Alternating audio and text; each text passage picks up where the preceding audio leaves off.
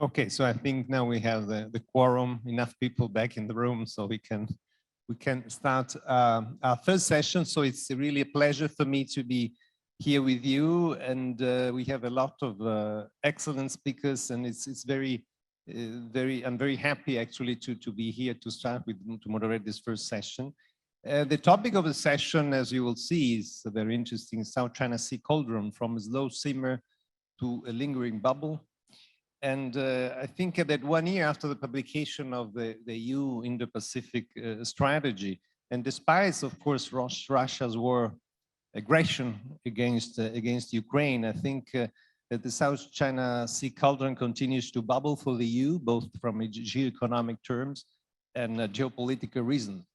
And we don't want to see the region to become another hotspot. So we were talking about not to forget places which look like calmer, but they're not. And definitely as European Union, we want to reaffirm our interest for the region and for these specific hotspots. And we have seen how the Russia's aggression, while being on a regional hotspot, had very global effects, global impacts. Think about food crisis, energy crisis, and financial crisis. So Ukraine might seem very far away from here. So what I hear usually, you say, well, you talk always about Ukraine, which is far away from here, but actually the impact is also here, is also in the region. At the same time, for us, South China Sea is not so far away, actually, because we are still very much focused on it. And also because what Rear Admiral Ele was mentioning before, because it's very interesting also for us. South China Sea is an essential point for us. The world cannot afford any other conflict in this part of the world. The Indo-Pacific region, 60% of global GDP comes from, 2/3 of global growth are created. This is a global hotspot. So we are really interested in continuing our discussion. And we know that the regional order and the global order is being challenged every day. So given all this, I will stop here because we are here not to listen to me, but this very stellar panel of experts and the DAV was able to put together. So very quickly, let me introduce them to you. First, we have a speaker, Professor Leszek Buszyński from the National Security College, Strategic and Defense Studies Center in Australia. His Excellency Po Sotirak, Executive Director, Cambodian Institute for Cooperation and Peace. Dr. Richa Hidarian from University of the Philippines, Asian Center in the Philippines. And then we have online Dr. Wu Shizun, the founding president of the National Institute for China Sea Studies. So without further preamble, I will invite now Professor Leszek Buszyński to take the floor. He is the honorary professor, Strategic and Defense Studies Center, and he has a past of professor of international relations at the University of Japan. He was dean of a graduate school, international relations, director of research, Asian development, so a lot of many other things. Please, Professor Buszyński, you have the floor. Thank you.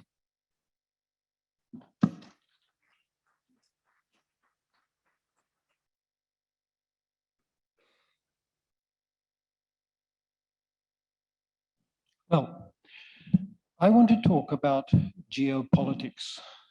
That's my business. I look at strategic issues. There's much discussion about legality in this conference and in past conferences organized by the DAV. And it's important to keep the flame alive. That is the discussion of legal principles and so forth and how they may be applied. Fine. That is of supreme significance. However, legality requires a geopolitical foundation. Otherwise, it's simply abstract talk. Let's be realistic, because life has a way of punishing those with unrealistic expectations.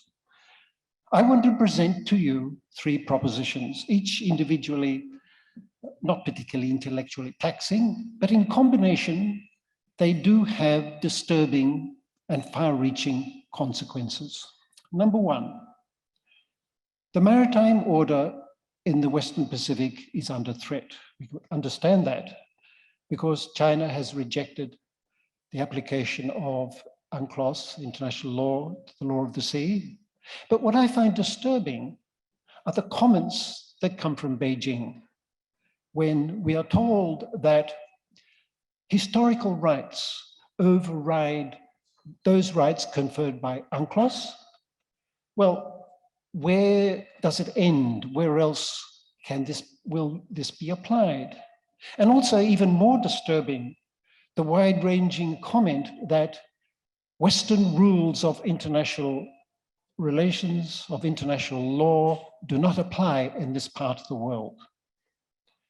Now, add to that Xi Jinping's support of President Putin's venture into the Ukraine, and we have not just a challenge in the Western Pacific, but a challenge to the liberal international order, which thankfully would have been much worse and much more serious, but for the astonishing incompetence of the Russian military in the Ukraine.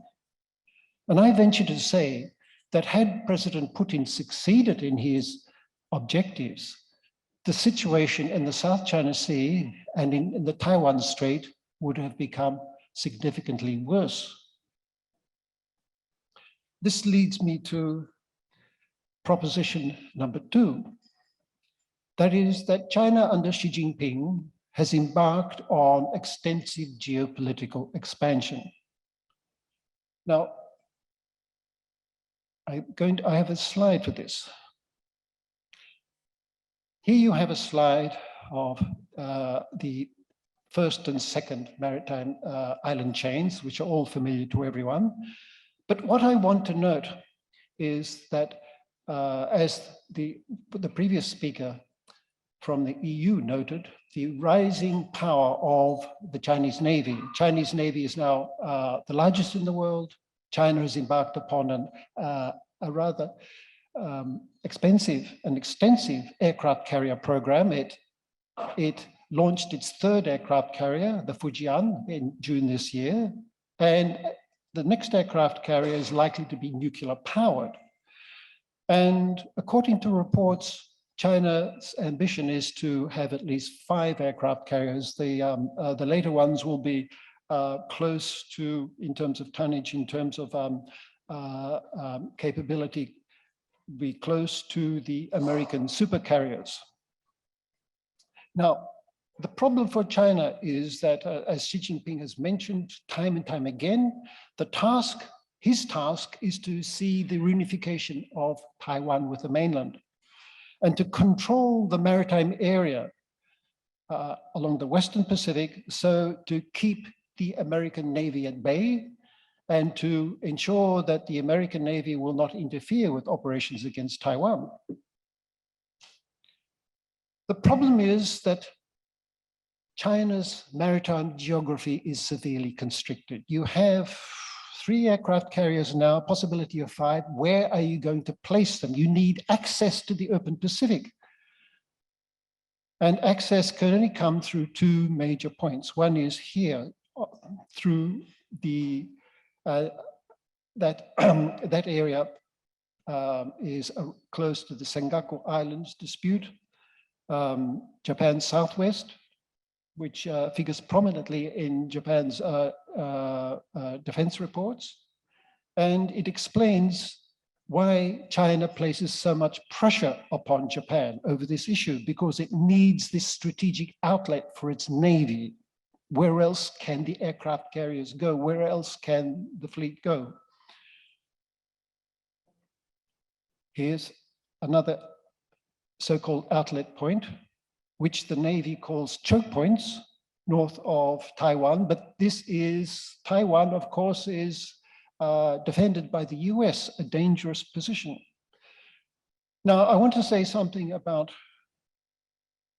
the South China Sea here, because here in Hainan, in Yuling Base, China has stationed its 2nd aircraft carrier, the Shandong. Why do you need an aircraft carrier in Hainan to support air operations further south on the Spratlys, which China has not been able to do?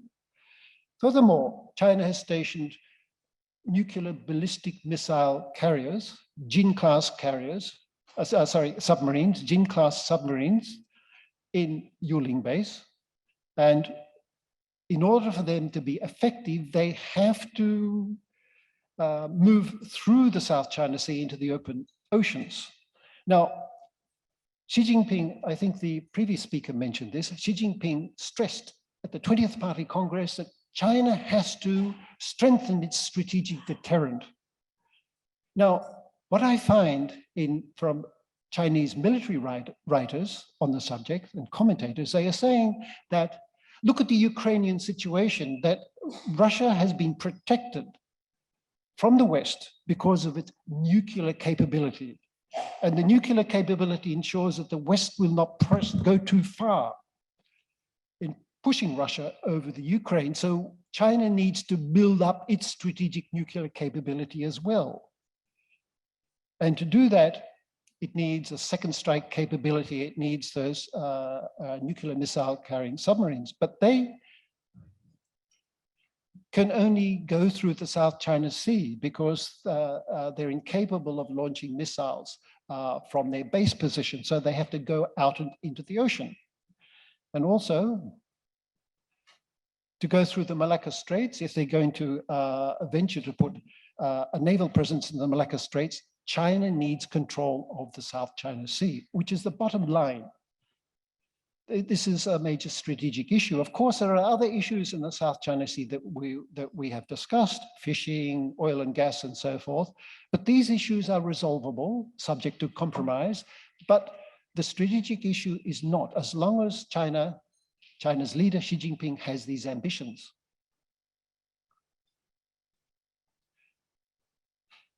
Now, with regard to the South China Sea, we've seen and discussed at these conferences and other conferences, constant pressure by China on the claimants.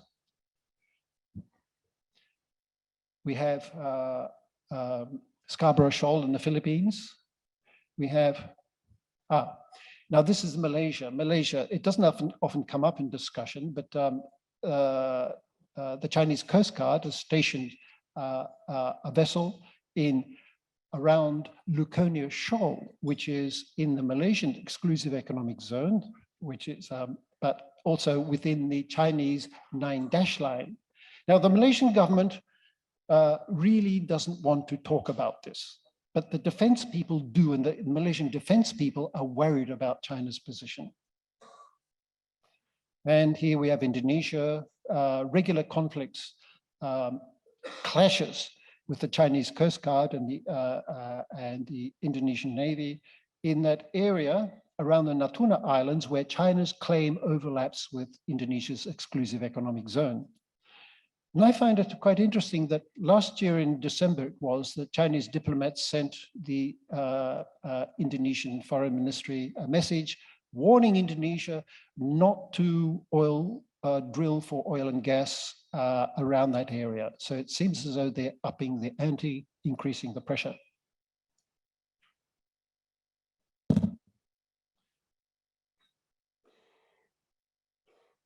There's another slide I wanted to show. Here we are. Now this is of concern to some people. Now in the US and the Pentagon, they talk about Ream Naval Base in Cambodia. And there's great concern that the Chinese Navy is gaining access to Ream Naval Base here because that road is being constructed and enlarged, and they wonder why. Now, having said that, I think that the concerns of the Pentagon are probably overdrawn because my colleagues in Phnom Penh tell me that no way Cambodia will agree to a Chinese naval presence in Ream. That is going too far. That's what I've been told. Well, I hope that remains the case, but still there is this hype. There are these reports coming out from the US on this subject. Professor Dushinsky, if you can wrap up because our time is over. Thank you. Okay. Now, what this means is that China has really no interest at the moment in compromising or agreeing to anything because it's an axiom in international politics. A rising power does not agree or negotiate as long as it has the confidence in its own power. And that leads to my third point, that we really should be looking at a geopolitical counterbalance to China, which would prevent its domination of these maritime areas. And that brings me to the notions of the Quad. AUKUS was mentioned in a previous subject. Well, by a previous, I think it was a question, the Australia-UK US agreement, which brings, basically, it means that Australia can have access to nuclear submarines, probably Virginia-class submarines in the future. And it elevates Australia's strategic significance in the region. Now, AUKUS and the Quad have been criticized in ASEAN. That's a standard criticism. They are destabilizing. AUKUS in particular is seen as destabilizing by foreign ministry people, I noticed, in Indonesia and Malaysia. However, the defense people have a different view. They are more tolerant of this because they recognize the need for a counterbalance against China. So they keep quiet, and the defense people are not all recognized in or appear in conferences like this, but they have a different view because of their concern about Chinese incursions in their exclusive economic zones, and because they recognize that Chinese pressure is increasing. Now, that leads me to my conclusion, and that is that coming back to what I said to begin with, that legality requires a firm geopolitical foundation. Otherwise, one power and one power alone will unilaterally decide the rules, unilaterally decide how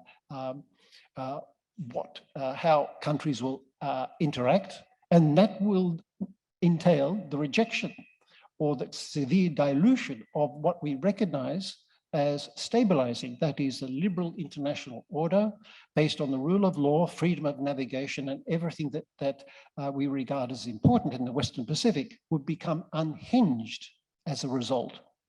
At that point, I will stop. Thank you very much. Thank you, Professor. I think you are very clear in your points. So basically, just you said that international order is being challenged. Then the geopolitical expansion of China is very clear, that we can all see that, and then that we need the geopolitical counterbalance to it, and of course legality requires geopolitical balance. So this is, I think, was a very clear message from you. Now I'd like to give the floor to His Excellency Po Sutirak, Executive Director of the Cambodian Institute for Cooperation and Peace. He was Secretary of State at the Foreign Affairs Ministry, still advisor to Cambodia government. He has a lot of international relations experience and used to be Cambodian ambassador to Japan and Minister of Industry, Mines and Energy of Cambodia in the 90s. So, Excellency, you have the floor, please, 10 minutes. Thank you so much. Thank you very much, Chair. First of all, I'd like to thank Dr. Pham Lan Rong, Acting President of the Diplomatic Academy of Vietnam, for inviting me to this prestigious conference.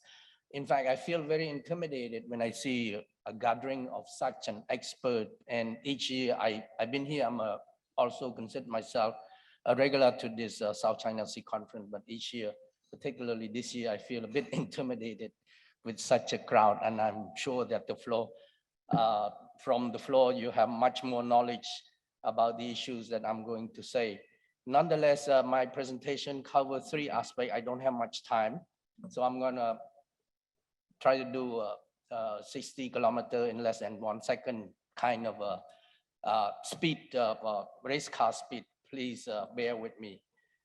I will first discuss ASEAN relevance in the context of US-China competition in the Indo-Pacific theater, and discuss how this rivalry continue to affect ASEAN relevance. I will then discuss implication born out from the US and China rivalry over ASEAN and beyond ASEAN. And if I have time, I will say a few words about what I think ASEAN need to do in this relentless competition. Now let's me go with the first aspects of my presentation. That is the ASEAN relevance amid the US and China rivalry. From the time of its inception since 1967, the 10 members of Southeast Asian country have evolved in stages, step by step, on the basis of consensus, non-interference at a pace comfortable to every member state. I'm sure that those of you who watch of ASEAN know this very well, but I want to put some context to it. ASEAN hallmark has been the creation of the TAC, the ASEAN Charter, the community blueprint, the adoptions of Community Vision 2025, the political security community blueprint, and the post-COVID 2025 vision now is at play.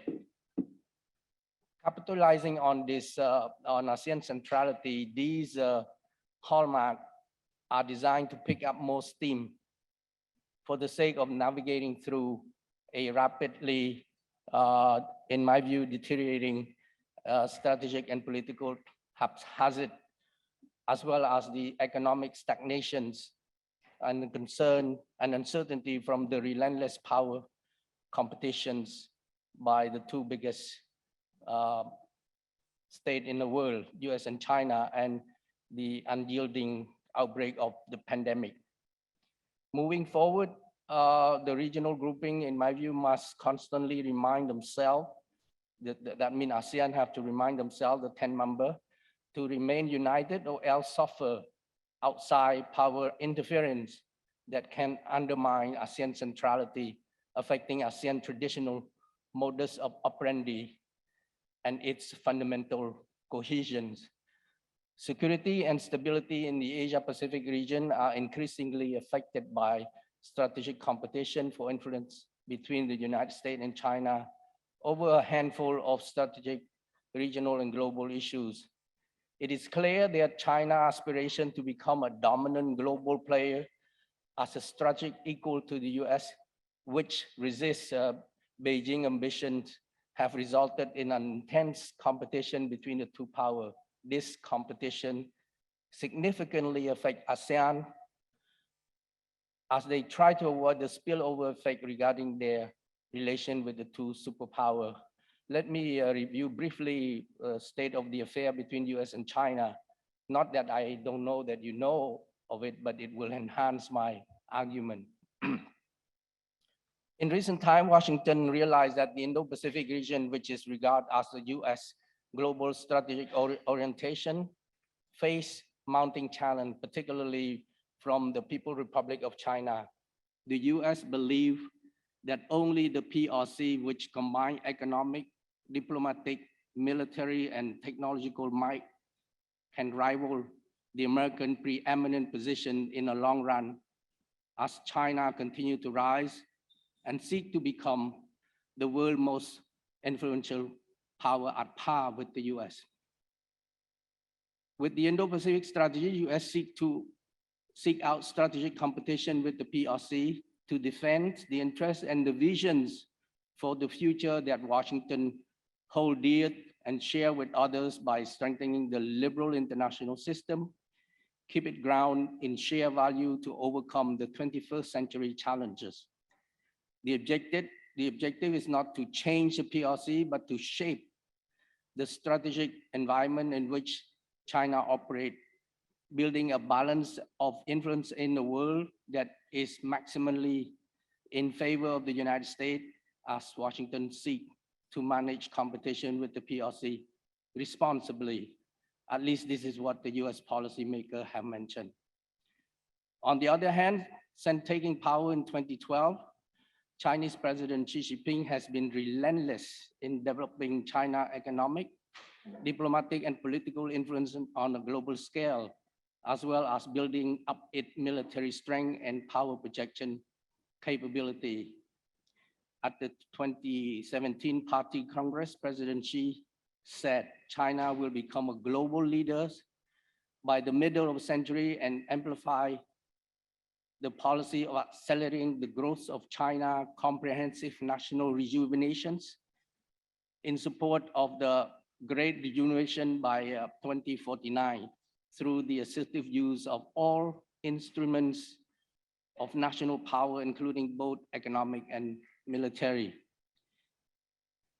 Beijing's strategic priority will inevitably challenge the US economic and military might. As China aspires to become a global power, changing the unipolar world toward the multipolar or at least bipolar structure in which it will be the other superpower through strengthening of its power projection capacity in the region by expanding economic and military power globally in order to achieve its strategic objective projections. However, Beijing have repeatedly denied this ambition. In this context, ASEAN must remain vigilant, creative, and bold so as to ensure that ASEAN's continue relevant, viability, and vitality. ASEAN way in creating norm, which has been embedded in an open, inclusive regional architecture, creating multi-layer structure of institutional framework with ASEAN at the center, must not constrain ASEAN space for action to achieve desirable result.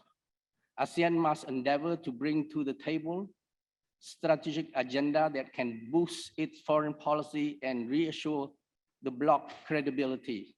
ASEAN principle of neutrality, non-interference, and ASEAN way must not come at the expense of ASEAN relevant for action to work out suitable and necessary arrangement that can lead to the reductions of tension caused by the great power.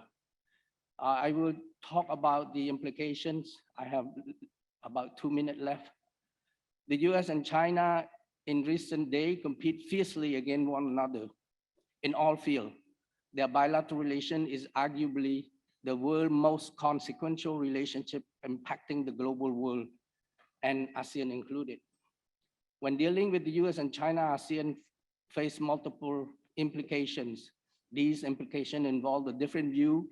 These two powers see each other through ideological principle, choice of political system in their respective country, how the international system is supposed to work in the global, regional, and individual country, as well as the belief and the value each of these two powers adhere to, and not to mention how they conduct their foreign policy between them and bilaterally and unilaterally among and between countries in the Indo-Pacific region. Let me try to pick up what I think it's important. Those of you who attend the Shangri-La dialogue, you probably witnessed the intensifications of US and China rivalry, which flare up glaringly when the American and US defense chief have been bluntly speaking about their view. Broadly speaking, the US Defense Secretary Lloyd Austin articulated America's positive vision of the region, while his Chinese counterpart, Defense Minister General Wei Hong'e, focused on how China will be important to the future of Asia and why it would be a mistake for any country to impede on Chinese core interests. Let me just give a quick view about, I've been trying to read the latest round on the G20, and this is what I have picked up.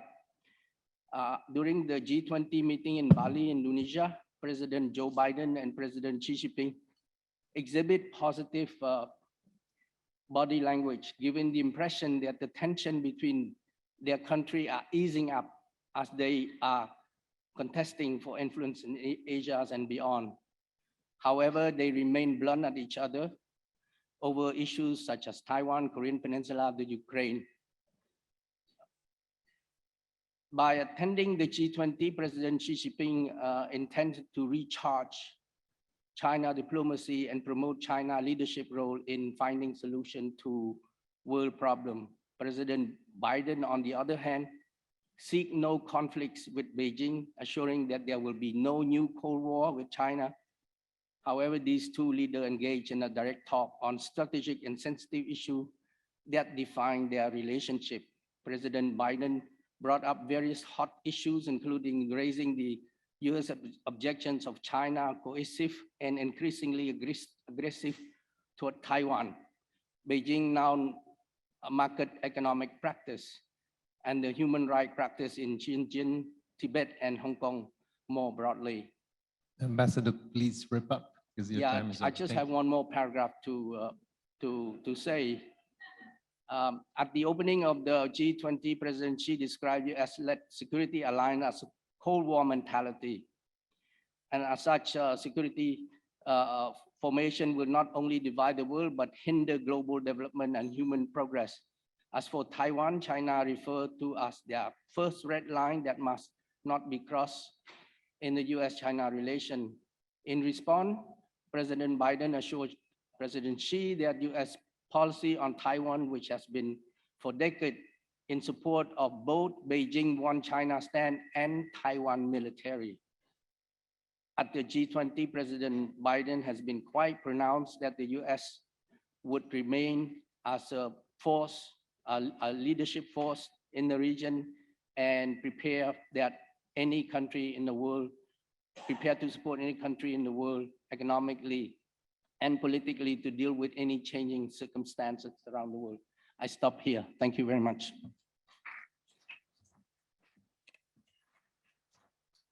Thank you so much, Ambassador. It was very interesting what you said about the role of ASEAN, the relevance of ASEAN also in this difficult context of the high competition, and also the implication on ASEAN. You underline the issue of centrality, of course, of ASEAN, and you underline how ASEAN should continue to keep the centrality, also to allow some space, also to put forward its own agenda. So thank you so much. Now we're passing to Richard Hidarian, as a senior lecturer at the University of the Philippines. He has a lot of experience in many different fields. He's a policy advisor, academic, columnist, the top political science at La Salle University, Ateneo de Manila University, now incoming research fellow at National Jinchi University in Taiwan. The floor is yours.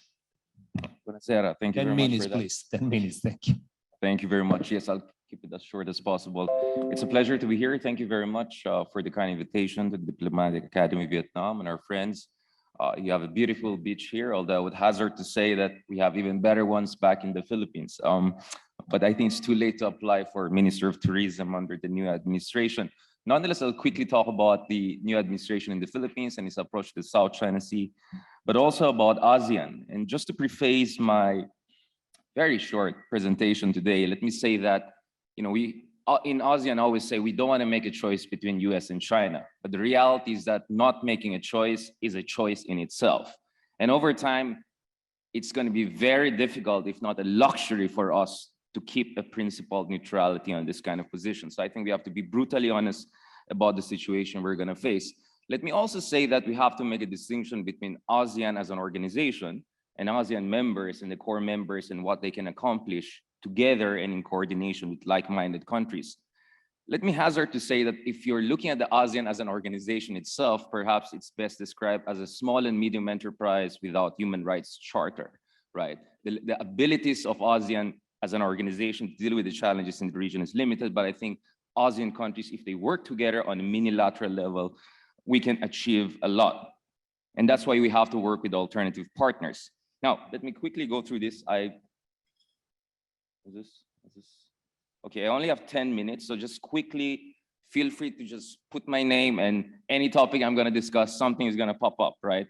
Whether it's a journal article or whether it's a popular article. So let me quickly go through my presentation per se. First of all, let me say, as far as the South China Sea is concerned, as far as the discourse about South China Sea is concerned, we have seen a very interesting evolution over the past decade. I remember back in the mid-2010s, let's just call it the Hugh White school of thought was very prevalent. This kind of strategic fatalism that as far as the first island chain is concerned, forget about it, let's focus on the second island chain. Of course, that's easy for you to say when you're down under and not in somewhere like in the Philippines or Vietnam or Japan. Now the conversation is very, very different. We noticed that in Canberra, we noticed that in the United States, among many of our friends and allies across the region.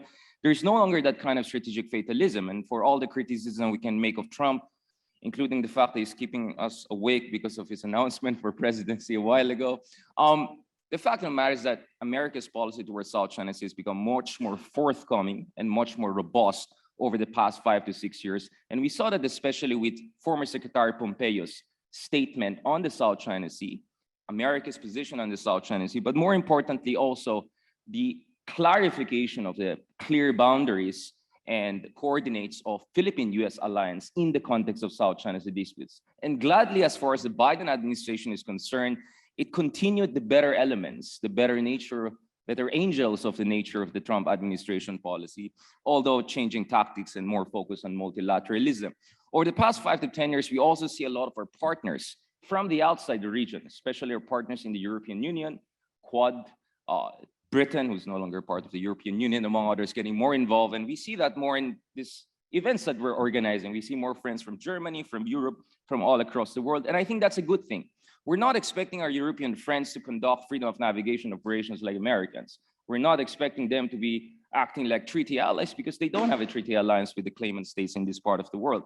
But just their presence there, just their coordinated emphasis on the finality of the UNCLOS ruling of 2016 in itself counts a lot, because it dispels the myth, the Chinese-driven line, that the South China Sea dispute is an intramural between major powers. It is not. It's a question of international law. It's a question of the rights of smaller countries and sovereign states like the Philippines, Vietnam, among others, protecting their sovereign rights in the South China Sea based on international law. So we really appreciate it when our partners from Europe across the world keep on re-emphasizing that and pushing back against this rhetoric that this is all a new Cold War and nothing less or nothing more.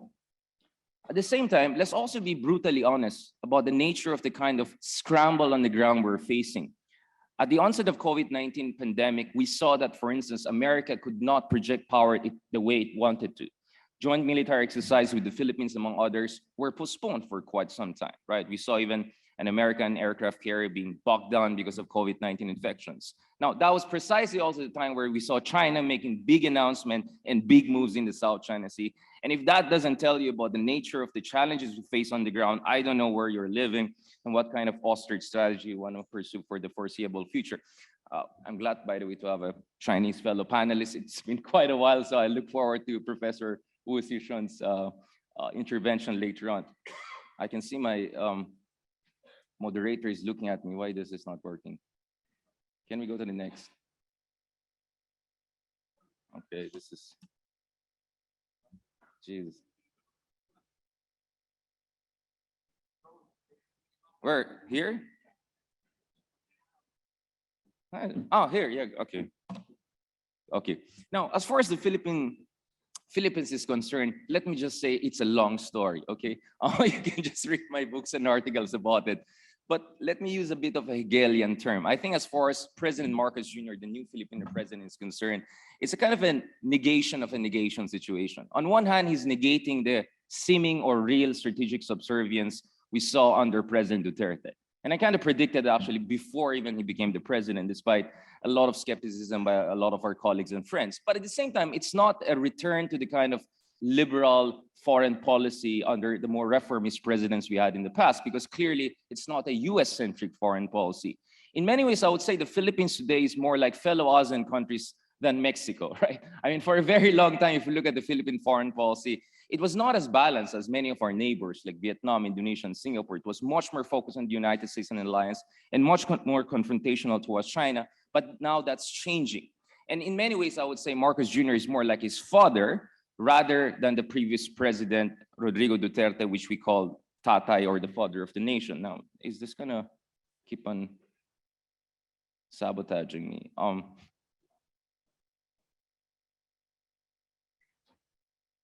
Yeah, you have the moderator. Okay, let me really go to the meat of my discussion. My contention is that whoever tells you ASEAN is XYZ, they don't know what they're talking about.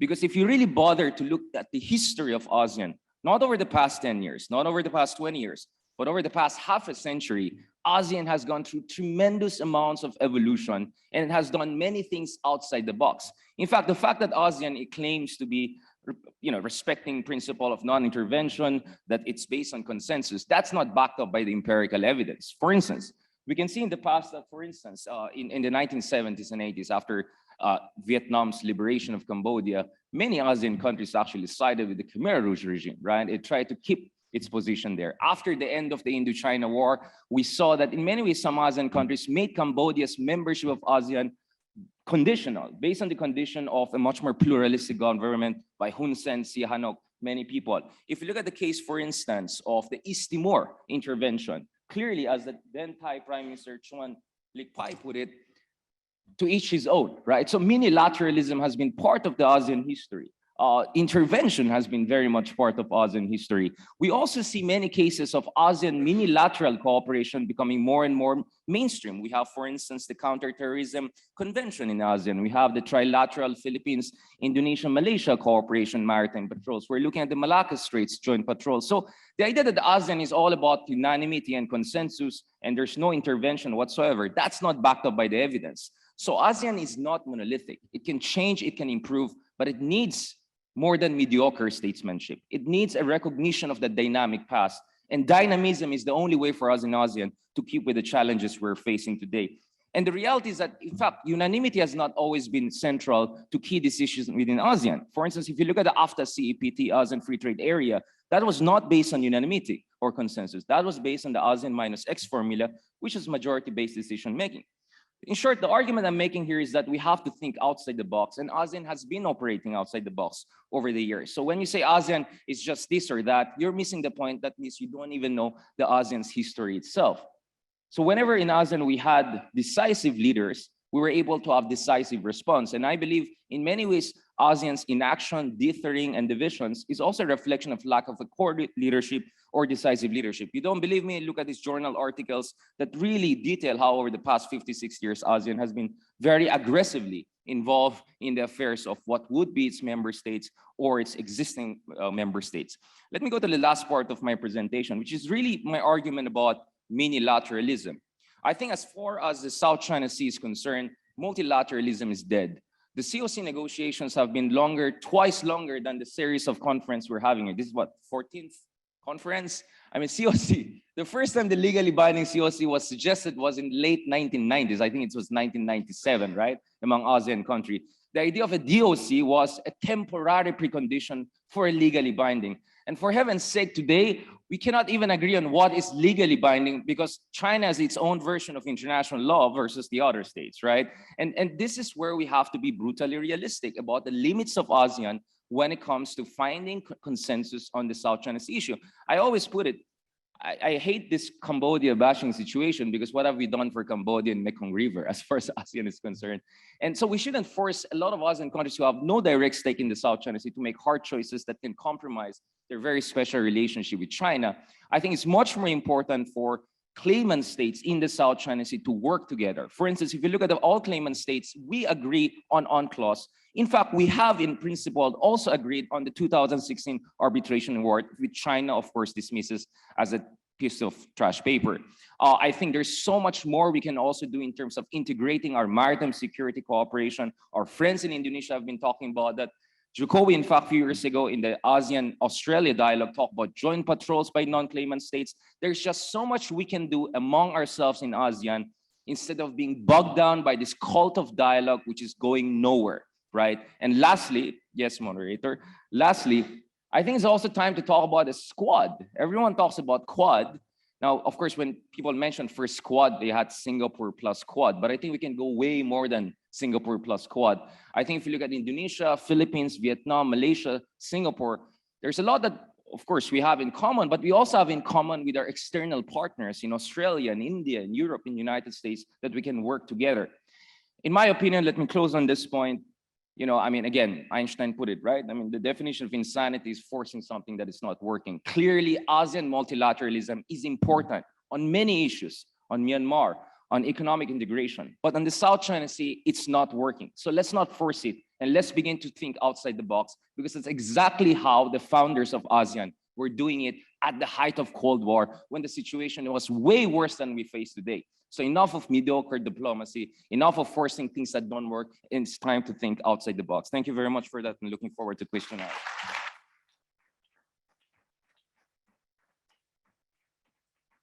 Thank you. Thank you so much, Dr. Darian, for your very interesting, lively, and provocative intervention. Very powerful, I think, after a good coffee, I think this was an equivalent of a good coffee, I would say.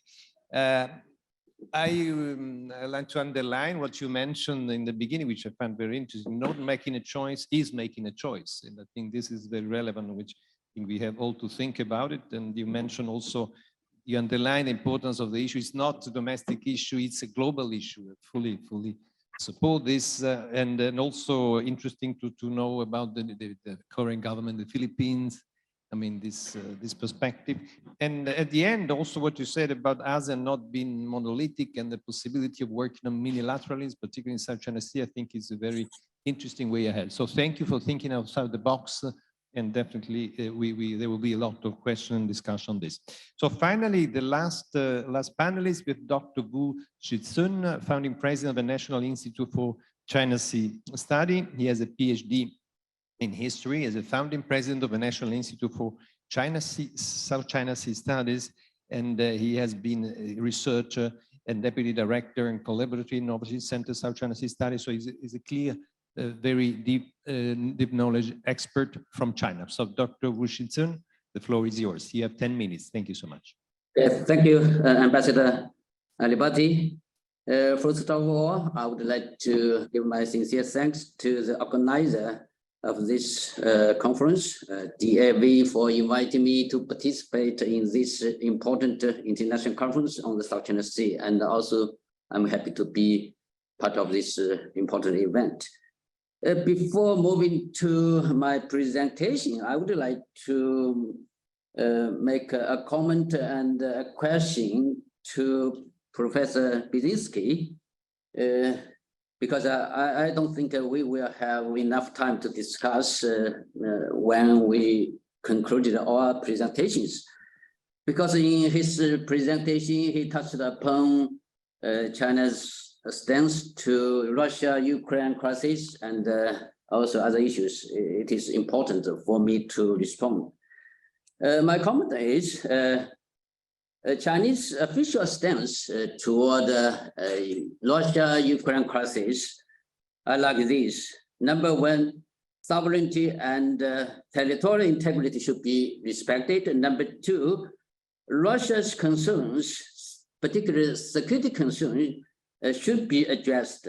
Number three, to solve the problem, Ukraine-Russia crisis by peaceful means. Number four, the problem or the cause of Russia-Ukraine crisis was caused by NATO's eastern expansion.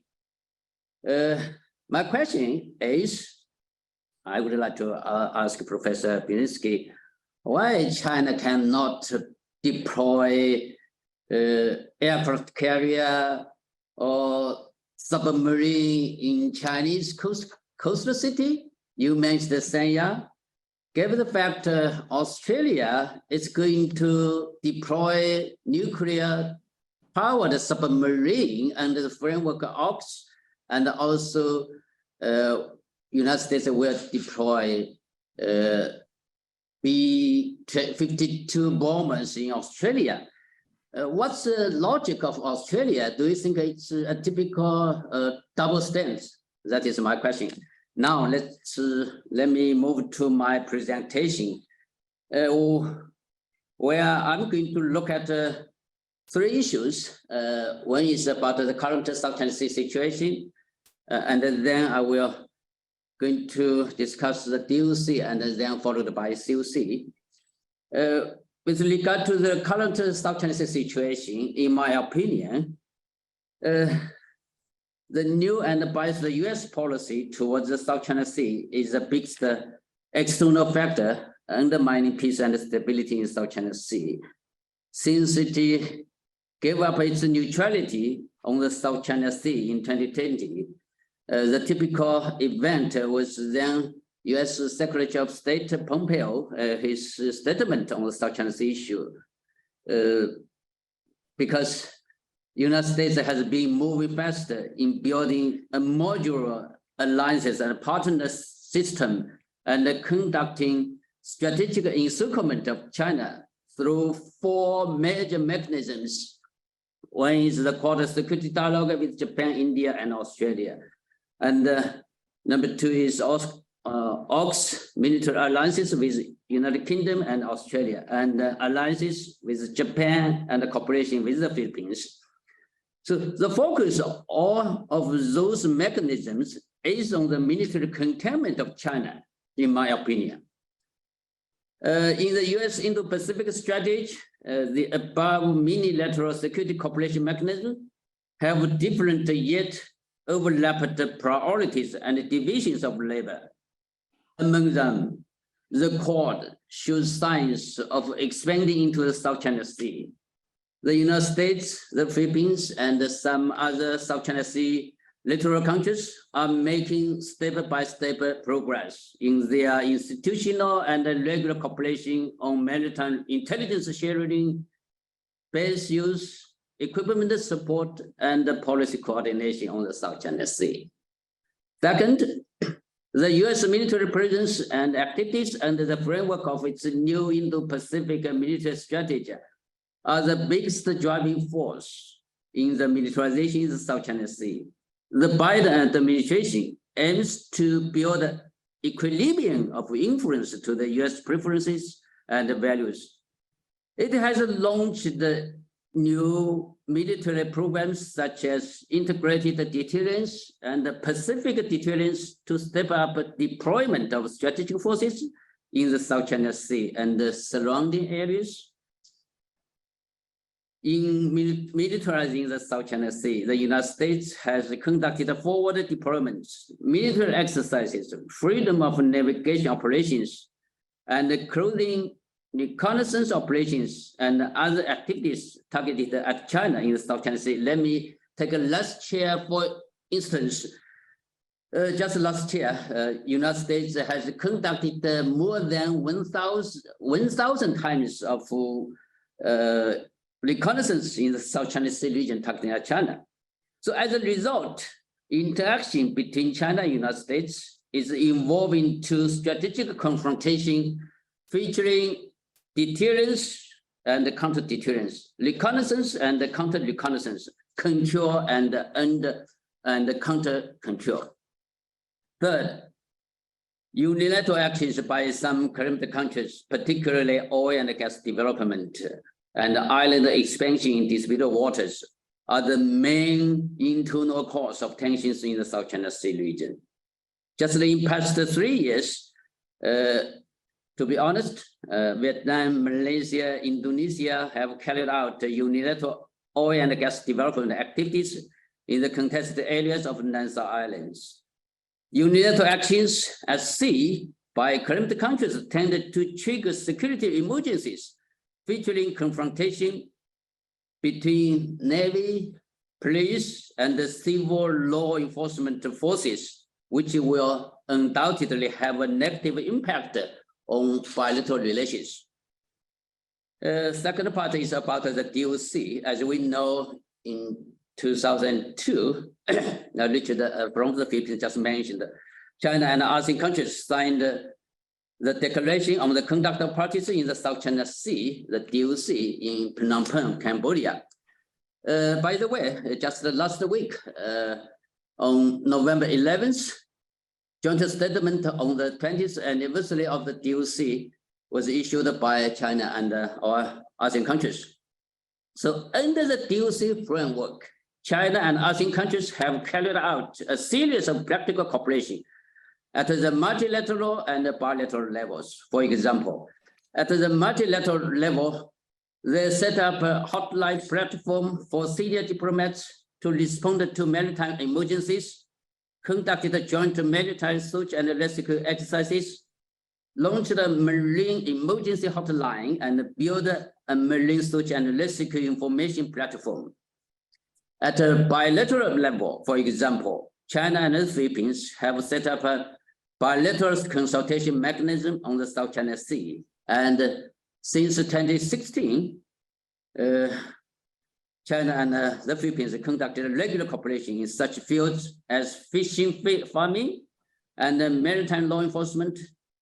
Therefore, In the 20 years since the signing of the DOC, our parties have reaped some impressive early harvests in such fields as enhancing mutual trust, conducting practical cooperation at sea, and managing crises, demonstrating its unquestioned and special contribution to the generally stable and controllable South China Sea. So this year marks the 20th anniversary of the signing of the DOC, a special year for China and ASEAN countries who have committed to peace and stability, as well as maritime cooperation in the South China Sea. Taking this as opportunity, the China and ASEAN needed to review their experiences and learn lessons, starting with building consensus and enhancing mutual trust. They needed to focus on new ideas and new paths, and guided by win-win cooperation, write a new chapter on maritime cooperation and ocean governance in the South China Sea. So in this regard, I have my personal observations and suggestions just for your reference. Number one, we needed to explore a new path for joint development with new ideas and cooperation models. Joint development is the only way for climate countries to develop oil and gas resources in disputed areas and share benefits. When it comes to major differences between climate countries on issues such as benefit sharing, management model, and applicable law and maritime claims, they can depoliticize or play down sensitive narrative and introduce new approaches, such as registering companies in third countries as operating entities. By minimizing claims and maximizing cooperation, they can take faster steps to translate the vision of joint development to reality in the South China Sea for the benefits of our parties. My second suggestion is we needed to hold high the banner of the DOC and make maritime cooperation the general trend at sea. The 5 areas of practical maritime cooperation proposed in DOC are all urgent matters for sustainable development and ocean governance in the South China Sea, especially eco-environmental protection, humanitarian search and rescue, and waterway safety, presented the shared interests and responsibilities of all countries in this region. China and ASEAN countries can start cooperation in low sensitive, in demand and easy to operate fields. Those areas are also reaffirmed by the joint statement on the 20th anniversary of the DOC in Article 7. So for example, China ASEAN can set up a joint intergovernmental steering committee, eminent persons and expert groups, sign South China Sea Conventional Protection Convention, like the European countries did in 1970s, and build institutions such as a cooperation mechanism for coastal states in the South China Sea, providing sustained support for regional cooperation on ocean governance. Last part is about the COC. Dr. Wu, please try to wrap up because your time is up. Thank you. Okay, I will finish soon. A new and sustained-oriented roadmap needs to be formulated, phase by phase and step by step, for the negotiation on the code of conduct in the South China Sea. The COC, in my opinion, will play an unquestionably important role in realizing long-term peace and stability in South China Sea and building regional maritime law and order. Major outcomes have been made in earlier negotiations. However, recently, the United States, Japan, and some other non-resident countries interfered with the COC talks without justifications, and some climate countries hesitated in formulating the COC out of the need for unilateral actions to consolidate and expand their vested interest. So With such internal and external factors, the consultation have achieved little progress despite the rhetoric and low steam to move ahead. So aware of the current situation, China and ASEAN countries needed to seize the window of opportunity given the relative tranquility recently in South China Sea. So how to do that? They can divide bigger issues into smaller ones, take smaller yet quick steps, start with easy questions before tackling difficult ones, and assign talks in order to create favorable conditions for the conclusion of the COC. Now let me move to my conclusion. My conclusion is the DOC implementation and the COC talks are the only choice for China and ASEAN countries to build a beautiful home together in the South China Sea.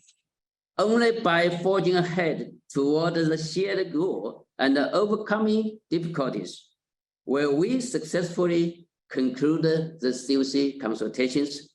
So with that, I would stop here. Thank you very much for your attention. Ambassador, back to you. Thank you very much, Dr. Wu. Clearly, it's interesting to be here because we hear different voices. Of course, as expected, your presentation was different from the others, so we had a different perspective. You underlined the role of US policy as a factor which has a role in undermining the stability in your view, and also in terms of militarization of the South China Sea, as you mentioned, and then you suggested that also some unilateral action by some claimant countries. There are some internal causes of tension, and you propose basically to be very pragmatic and to try to work more on specific issues, and you underline the importance of the DOC and the COC. Of course, we heard different views from other speakers. I think that's why it's interesting to be here. And now I'd like to start to open the floor for questions. I was trying to get 3 questions from the floor here and 1 online. So, oh my goodness, we have, sorry.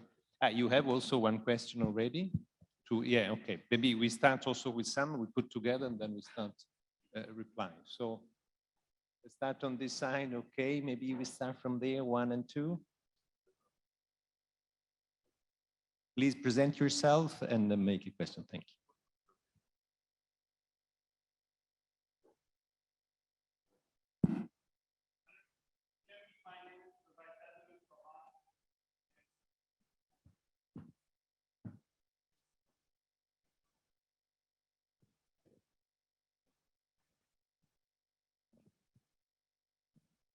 Thank you very much, Chair. My name is Vice Admiral Chauhan. I am the Director General of the National Maritime Foundation in New Delhi.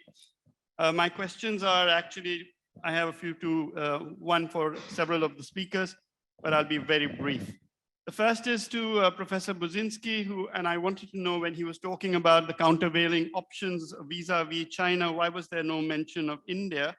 And does he feel that India is actually a player in this particular option of countervailing, because we are the only country which is currently engaged in actual military conflict with China?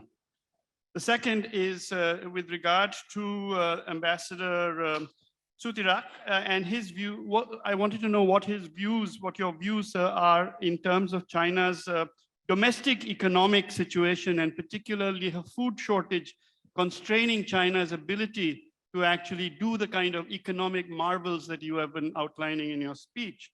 And to Richard, I wanted to ask, could a multilateral approach to ITLOS be possible? Could you think of a number of countries getting together, and therefore China being unable to dismiss any one claimant as being just too small a fry? And lastly, to Dr. Shi Chun, this comment, which is really quite noble, that territorial integrity and sovereignty should be respected vis-a-vis Russia and Ukraine, but since past behavior is the only determinant of future behavior, would you say that the DOC, COC, the CPEC are all indicative of respect for sovereign territory and and territorial integrity. Thank you. Thank you. Please try to refrain from too many questions because otherwise it's a bit difficult. Sorry, please go ahead. Yes, thank you. Thank you very much, Thomas Rukashku, University of Warsaw. Yes, thank you very much for all those presentations. But I would like to ask Dr. Wu Shisen, because you mentioned about the sensitivities of Russia and the historical rights, and we occupied Moscow 400 years ago. We have also historical sensitivities, if you are following the logic of sensitivities. So we are totally against of the statements that the NATO Eastern enlargement was against the sensitivities of Russia, because it was, we were occupied for 40 years by Soviet Union, and doesn't mean anything in our history, because we can also say that, excuse me, we occupied Russia as well. Thank you. Thank you. So two there and then there, 1 and 2. I Yes, have, please. okay. Please, thank you. Present yourself, please. And then. I'm Renato de Castro again from the Philippines. I have two very short questions addressed to Dr. Wu. Dr. Wu, you're basically alleging that other countries have been committing acts of militarization and, of course, unilateralism. But it has been observed, and everyone knows about it, that China has created artificial islands and, of course, had militarized those islands. One of those islands happened to be deep inside the Philippine Exclusive Economic Zone, Pag-asa, we call it Mischief Reef. Everyone knows Mischief Reef. You started with just few hunts. Now Mischief Reef is called the Pearl Harbor of China in the South China Sea. Second question, you talk about joint development. In November 2018, the Philippines and China signed a memorandum of understanding for a joint development based on service contracting. We signed, we did our deal. China sat on the deal during the pandemic, and eventually in the last days of the Duterte administration, decided to basically do away with any prospect of joint exploration. So what basically accounts for China's reluctance to sign a service contracting deal with the Philippines? Thank you. Thank you very much. I'm Boston Wing. I'm from the Institute for Southeast Asian Study, Vietnam Academy of Social Sciences. Thank you so much for presentation. I have a question for Dr. Richard Hajarian from the Philippines. In your presentation, you mentioned about the multilateralism is a totally failure on the South China Sea issue, and you also suggested that the minilateralism that's only among the claimants in the South China Sea regarding the COC negotiation. But from the fact that the ASEAN, has a really long history of engaging the South China Sea issue from the 1992 declaration, that's the first one, 1995 and so, and recently, we also have seen a lot of, joint statement of ASEAN on this.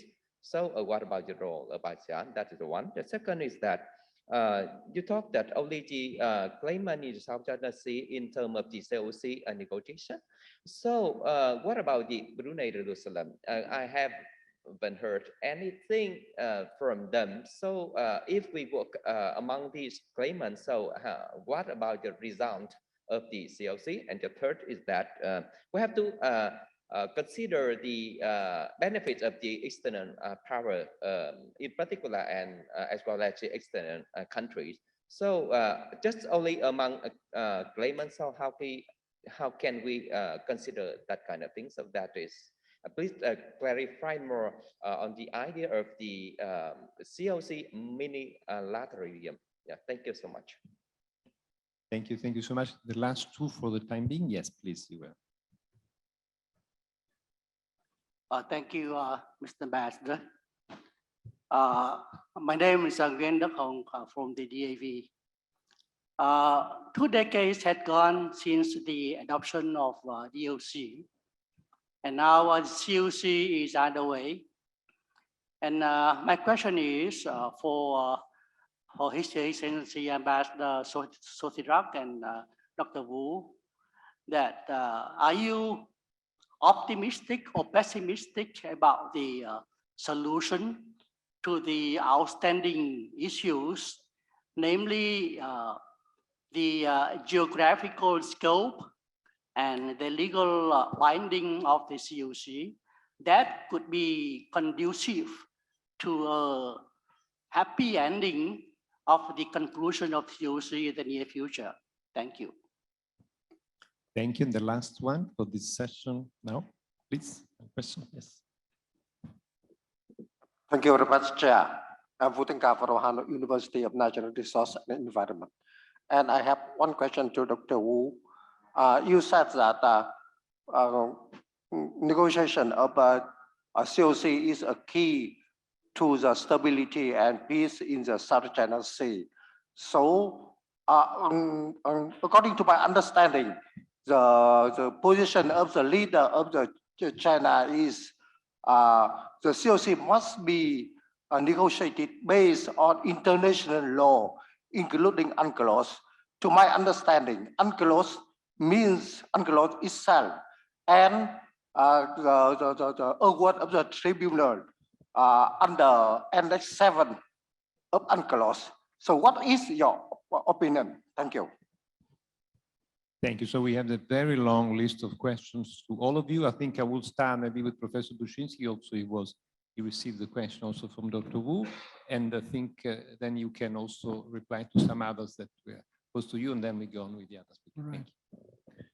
Now, from Wu Sichun, we have a comment on Russia and the Ukraine, I think. I want to respond to that because he says that the cause of the whole problem was NATO expansion, which is the view of the Russian government, and one view that the Russian government imposes upon others, especially those in the academic community. And this is worrying because the comment reveals China's endorsement of and support for a territorial revision by force of arms. And this is of concern to the international liberal order, concern not just to people in Europe, to the EU, but it's of concern to the Western Pacific, to ASEAN, because what is done in Europe could be done here in the South China Sea and in Taiwan. And I wanted to draw out that connection. And that connection, these two events are connected by China's ambitions as expressed by Xi Jinping, as I mentioned previously, in his effort to preside over geopolitical expansion. Now, second point, there was a direct question. I understood it something like this: why China cannot deploy carriers along its coastline? Well, this is not a moral judgment. I'm not making moral judgments about what countries should or should not do. I'm interested in strategic implications. I look at the deployment of the carrier, its stationing, its capabilities, what can be done with that carrier, and what is the intended purpose of that carrier. In particular, the Shandong, for example, in the South China Sea. Why place a carrier there, which has no other outlet except through the South China Sea? Obviously, it has a purpose, and we have to examine that. And China has always had difficulty in getting air cover down in the Spratly Islands. That's a long, there's a long debate and discussion about that for those of us interested in the strategy of the South China Sea. Now, by placing an aircraft, by deploying an aircraft carrier in Hainan, China seeks to provide air cover for its operations in the Spratlys. This is not a moral judgment, it's an observation. Also, I want to tag on something here because I have the opportunity, because there is a school of naval thought which says that carriers are redundant. That the more China invests in carriers, it's going to invest in bigger and bigger carriers. It's imitating what the United States does. It has to show the world that it's a power, a great power similar to the United States. The more it exposes the fundamental vulnerability of those carriers to countermeasures and the new technologies that are being developed by navies today to which can counter these carriers. So in many respects, carriers can be seen, if you accept this school of naval thought, as dinosaurs of the future. The second, there's a question from Admiral Chauhin on India. there's only one reason why I didn't mention India, and that is because I was cut short by our eminent moderator here, and I couldn't go to the next section, which had to do with India. Of course, India is important. India gives its name to the Indo-Pacific. We cannot ignore India. And you look at, and what is interesting about India is that we had in June 2020, the Galwan Valley clashes, where China instigated these clashes along the line of control in the Himalayas. And I find this quite interesting. Why did China do this? Because it tilted the balance. We hear from my Indian colleagues, there's much more talk about and much more hostility directed towards India as a consequence, directed towards China as a consequence of this clash. And I think it invigorated and strengthened India's commitment to the Quad. And you've had the development of a naval cooperation with Japan, which is long-standing, and also now with Australia. So India is being brought into the Quad in terms of naval and security cooperation. And this leads me to question what China was attempting to do by staging this clash, because in Delhi it was interpreted as China's warning to India not to get too close to the US, but it had the opposite effect. That leads us to question what China is actually doing in these, in staging these clashes. Thank you so much. Dr. Darin, also there were a number of questions to you, or maybe you want to start first? No, please. Yes, you got a question about the marvels of China. Yeah, thank you. With regard to your question in terms of food crisis in China, I have to admit I'm not sure I know exactly what happened there, but if you take Ukraine war and the sanction that was imposed on Russia, there's a lot of problem related to food security. And I'm not sure how much China import any kind of grain or anything from Russia. I have no idea. But what I observe in China in terms of economic flashpoint is the property price in China. It is something that it has been on the internet, and I invite you to explore more on this domestic issues. Now, with regard to questions from our friend from Vietnam, what would be the solution to the COC? And then you mentioned 2 points. I have 4 points to share with you from what I know in terms of a possible solution. But even before that, I like to say this. I like my friend Richard. I think it's been far too long. We discuss COC, we discuss South China Sea issues. The world is moving on, you know, frankly speaking. I'm not trying to dominate my point about US-China. You need to see this beyond just the South China Sea and the code of conducts, because this is a 14-year already. We still don't know what happened. So the solution, the most obvious one is that both ASEAN and China have a political will to conclude the COC as fast as they want. They should do it. You hear China want it, you hear ASEAN want it, but why it didn't happen? Prime Minister Hun Sen was at the beginning of the year, said that he ready to sign. Cambodia 20 years ago signed the DOC. Now he want to sign again the COC. His wish did not accomplish. There's no way you can sign. There's nothing there to sign. So here my 4 points. I think we need to be mindful of the very difficult things that the 2 points, it's in my 4 points. So the first is about geographic scope that you mentioned. It's not yet agreed by China and ASEAN. I mean, the discussion has been going on with this, and I think Vietnam and Philippines to some extent has been very pronounced about this geographic scope, but unfortunately, China. That's the first point. The second point is about the legal status remain undefined. And that's including the so-called binding aspects of the code. Now, for the code to be binding, I'm not a lawyer or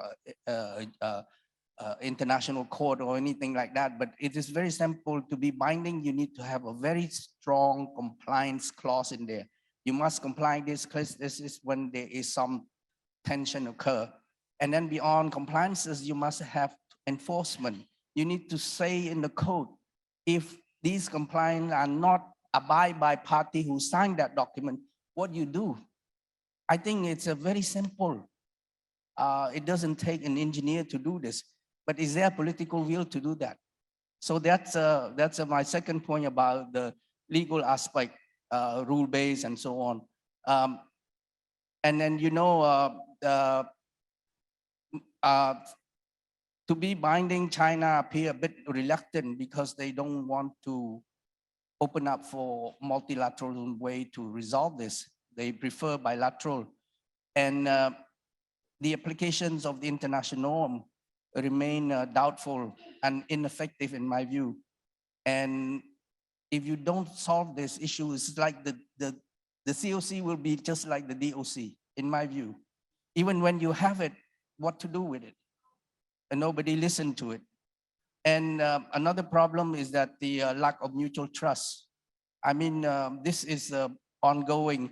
When it comes to the 9-dash line, you know, no one won that. I mean, other than China. China won, although they now more quiet about 9-dash line, but it's always there. So is this something that the ASEAN and China, particularly the claimant state, have to be very focused about pushing forward on this issue? I wanted to perhaps say a few words, strategic issues about RIM. No question asked, but this is very important. Professor have mentioned it, that the issues in Cambodia. My observation is this, that at the moment, Cambodia does not have opposed that there's no base is given to China based on the Cambodian constitution. But I've been telling people that the perceptions of having a base is just as dangerous as having actually a base in Cambodia. Nobody think about it. This is particularly for my government. We need to be mindful that people perceive, particularly the US, perceive that we have a base. So why is it how to do that?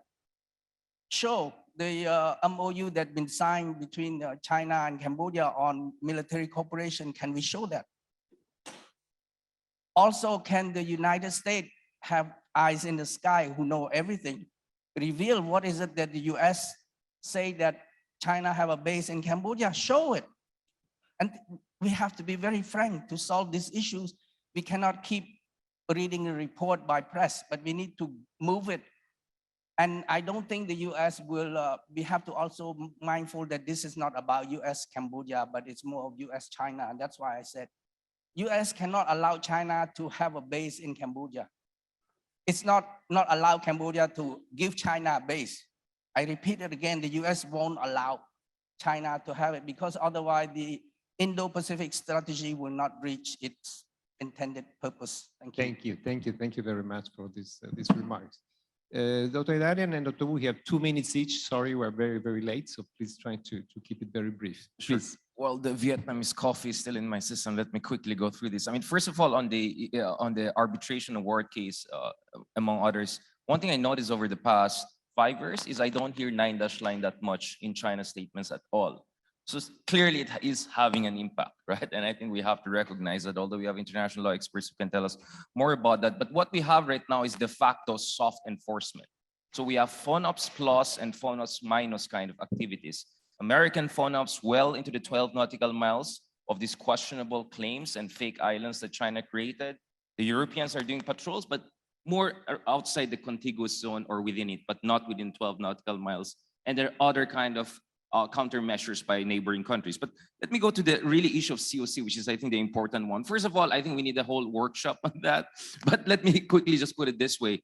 What really worried me was a few years ago, and I think Carlo Thayer, among others, also pointed this out, was suddenly when China was open to legally binding, it's the kind of legally binding I'd rather not have, which is suddenly they want veto powers over the prerogative of countries in South China Sea to have joint energy activities or joint patrols. That's ridiculous, right? That's preposterous. And I'm glad that many key mature countries in the region pushed back against that. So suddenly our war is like, wait, be careful what you wish for. You want legally binding? I'm not for that kind of legally binding. And for me, what we need is this, because you cannot have a genuine negotiation when the facts on the ground are being changed on a daily, hourly basis by the biggest claimant as far as this. I mean, what China is doing there is NBA level, right? Compared to what local basketball level we're doing in terms of reclamation, militarization, etc. So I think what we really need is what former Foreign Secretary of Philippines, Albert de Rosario mentioned. We don't agree on many things, but I think one thing I agree with him is you need confidence building measures, including a triple freeze. Freeze on aggressive militarization, aggressive reclamation, on any major naval war games that make it very difficult for us to have sincere negotiations over the COC.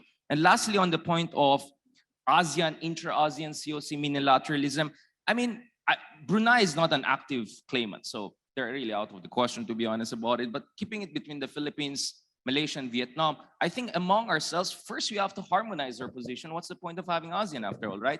Then we negotiate with China. And lastly, we already agree more or less on the outline of the 2016 arbitration award, right? So why not start already maritime delimitation among ourselves? Vietnam has many features there in the Sprat list. We also have, the Malaysians have. Why not among us, we do some sort of delimitation among ourselves and essentially shame China to saying, hey, we're doing our job. This is international law. Maybe you want to come along. Otherwise, what's the point of negotiating with you? So I think this is really the time for outside the box thinking, for really pushing the envelope and not forcing cliches and mediocre statesmanship, because that's not really helping us. It's helping China. Thank you. Thank you so much, Dr. Wu. So you have 2 minutes to reply the question. Thank you. Maybe it's too hard to address all questions to me. The first question to me is about the DOC and the COC, whether the COC and the DOC can deal with the sovereignty. My answer is no. In my opinion, the DOC is confidence building measures. The COC should be a crisis management mechanism. Both DOC and the COC have nothing to do with sovereignty. Question 2 from the Philippine friend. The requirement South China Sea Islands in South China Sea region. I have visited those islands reclaimed by China. All facilities now built by China, majority of those are civilian facilities. For instance, assistance to navigation safety, hospitals, environmental protection in the facilities, and search and rescue facilities. Whether those islands will have military facility, it depends on China's security assessments. I talked to my American friends. If China assess insecure in South China Sea region, those facilities will be more military, facilities. If China feels secure in the South China Sea region, those threatened by US and its allies and partners in this region, those facilities will be more civilian use. About the joint development between China and the Philippines, as we know, in 2018, China and the Philippines signed a memorandum on oil and gas cooperation between the two countries. And soon after the next year, 2019, the Intergovernmental Steering Committee was inaugurated in China. And this mechanism worked well, but unfortunately, just before President Duterte steps down, he terminated the oil and gas cooperation mechanism between China and the United States. But fortunately, just this September, Marcos president announced he would like to resume the talks between China and the Philippines on oil and gas development in the South China Sea region. So my suggestion is hope to Philippines to put its suggestion into action soon. To Vietnamese friend question about the COC geographical location and whether the COC should have legal binding. I guess, in my opinion, it's my personal observation, with regard to geographical location, I guess the COC will follow the model of the DOC.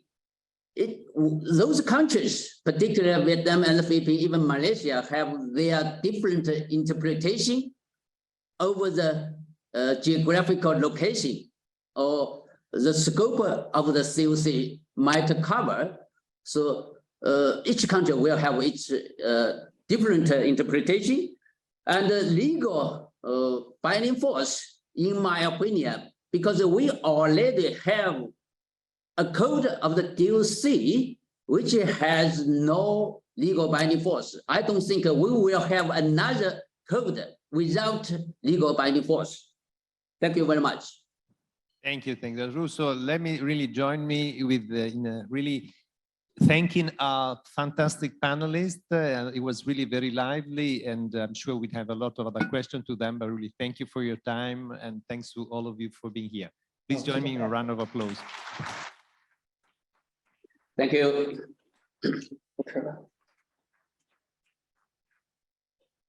Thank you, moderator, and wonderful panelists. Now we'll take a 5-minute coffee break, 5 minutes only, and please come back on time. But moderators and speakers and our distinguished sponsors, co-organizers, may I invite you to come up on stage to take a family photo. Attention, please, may I invite all of the moderators, speakers, organizers, sponsors, and our partners to come up on stage to take a quick family photos.